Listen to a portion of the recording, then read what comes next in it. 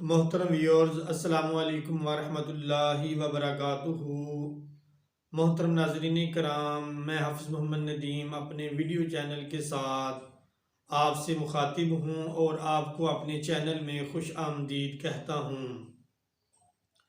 محترم ناظرین کرام، آج میں آپ کو سردیوں میں فالج اور ہارٹ اٹیک ہونے کی دو بڑی وجوہات بتانے جا رہا ہوں۔ نمبر 1، سردیوں میں لوگ پانی بہت کم پیتے ہیں، پانی کا استعمال جو ہے وہ بہت کم کرتے ہیں، جس وجہ سے انسان کے جسم میں، انسان کی باڈی میں پانی کی کمی ہو جاتی ہے اور انسان کا جو بلڈ ہے وہ جمنا شروع ہو جاتا ہے۔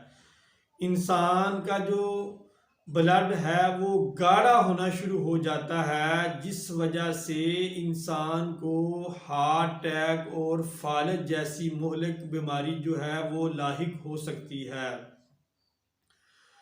کیونکہ پانی کم پینے سے انسان کا جو بلڈ ہے وہ گاڑھا ہو جاتا ہے اور جو خون کی نالیاں ہیں ان میں ان کا جو پریشر ہے وہ بڑھ جاتا ہے۔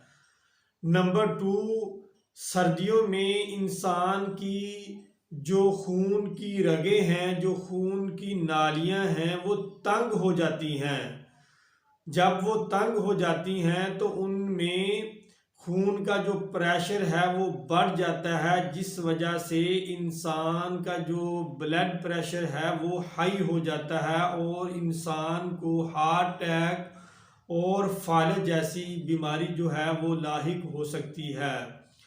محترم ویورز، سردیوں میں کوشش کریں کہ پانی جو ہے وہ زیادہ سے زیادہ استعمال کریں اور پانی کو نیم گرم کریں۔ پانی کو گرم کر کے نیم گرم پانی ہے جو ہے اس کا استعمال کریں تاکہ آپ کا جو جسم ہے وہ گرم ہو، آپ کی جو خون کی نالیاں ہیں وہ گرم ہوں۔ اور سردیوں میں کوشش کریں کہ زیادہ سے زیادہ اپنے جسم کو گرم رکھیں، جرابیں پہنیں، سویٹر پہنیں، دستانے پہنیں اور چادر کا استعمال کریں۔ جو خاص طور پر بوڑھے انسان اور بچے ہیں وہ سردیوں میں اپنے آپ کو سردی سے بچائیں اور اپنے جسم کو گرم رکھنے کی کوشش کریں۔ محترم ویورز، یہ جو میں نے آپ کو دو بڑی وجوہات بتائی ہیں یہ فالج اور ہارٹ اٹیک ہونے کی وجوہات ہیں جو سردیوں میں انسان کو ہو سکتی ہیں۔ محترم ویورز، سردیوں میں زیادہ سے زیادہ گرم پانی کا استعمال کریں تاکہ آپ کی جو باڈی ہے وہ گرم ہو۔